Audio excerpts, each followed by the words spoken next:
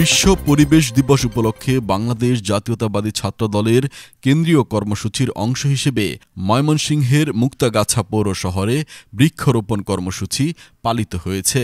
বৃহস্পতিবার বিকেলে পৌর ছাত্রদলের যুগ্ম আহ্বায়ক সোলাইমান আহমেদের নেতৃত্বে শহরের ডাক বাংলো, উপজেলা মিনি স্টেডিয়াম, রামকিশোর উচ্চ বিদ্যালয় মাঠ প্রাঙ্গণে বৃক্ষরোপণ করা হয়। এ সময় ছাত্রদলের নেতাকর্মীরা বিভিন্ন প্রজাতির ফুল, ফল ও ঔষধি গাছ রোপণ করেন।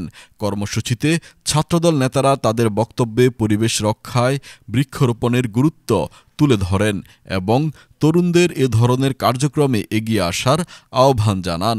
তারা জানান, বিশ্ব পরিবেশ দিবস উপলক্ষে গত ৫ জুন দেওয়া এক বাণীতে বিএনপির ভারপ্রাপ্ত চেয়ারম্যান তারেক রহমান পরিবেশ দূষণ রোধে তার সুনির্দিষ্ট পরিকল্পনা তুলে ধরেছেন। তার নির্দেশনায় দলের নেতাকর্মীরা দেশব্যাপী এই বৃক্ষরোপণ কর্মসূচি বাস্তবায়ন করছেন।